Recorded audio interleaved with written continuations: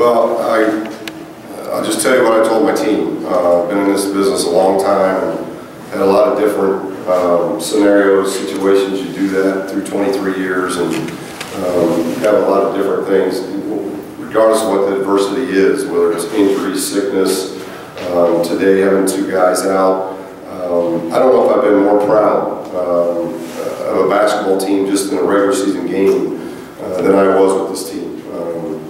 And no prep for this. It wasn't like we had days of practice. We just, these guys did an incredible job. We had a lot of guys step up, play extremely hard. Might have been, I gotta watch the tape, but it was arguably as well as we've played defensively all year. I thought we made things difficult. We gave up some rebounding, which it's a little bit obvious, but other than that, we took their transition away.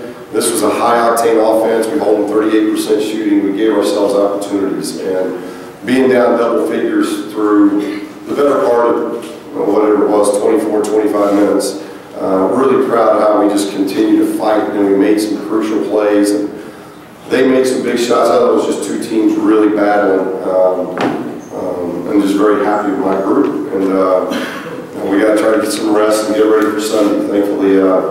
Thankfully, we got a Sunday game and not a Saturday game. It'll be a 2 little quick turnaround, so we'll get ready for Sunday. Can you talk about Bryce's performance specifically with less than 10 minutes to go in the game? You hit a couple clutch threes there. Well, you know, he is tough. You know, that's the one thing that kid is. He's tough, and just proud of. He and Zach getting. You know, all of a sudden you're what 28 games into your freshman year. And now you get your start against a team that's going to give you everything they got, because this was such a big game for Oregon. And I was just really proud of both of those guys. You know, those guys, we handled the ball well. You know, we were able to do something that we really haven't done much this year, as we played Zach and Bryce in the 1 position and the off-guard position. And I just thought they complemented each other really well. You know, they combined for 11 assists, 4 turnovers, and you know, being without Kyle and only turning the ball over 11 times, Oregon kept coming at us, and I just thought our young guys did a lot of good things. But you know, obviously Bryce got hot. He got to the free throw line. He drove it hard. Just good decisions, and really pleased with the way he and Zach handled the situation. Was there any specific plan for that final sequence of regulation, and if so, was that how it was all supposed to work out? With David? Yeah. No, I wish I could sit here and tell you I drew that one up.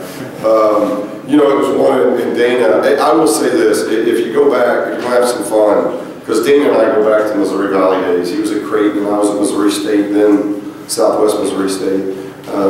I don't know how many times we've played now, but now we're back in the same league. We win by 2 at 3rd place.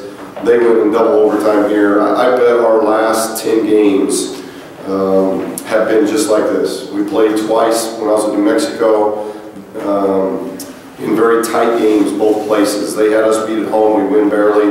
We had them beaten at Creighton, they win barely. I bet the last 10 games will look just like this. So we've had wars just like this. So he would tell you that they probably had a defensive breakdown. Dave got behind him, which was really a great play by Dave.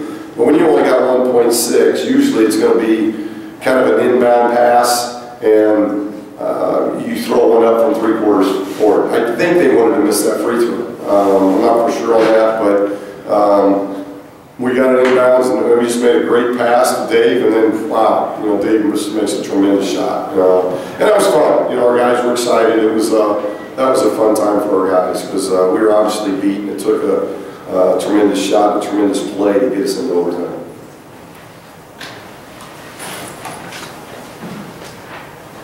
The decision with Kyle and Jordan, that was made today?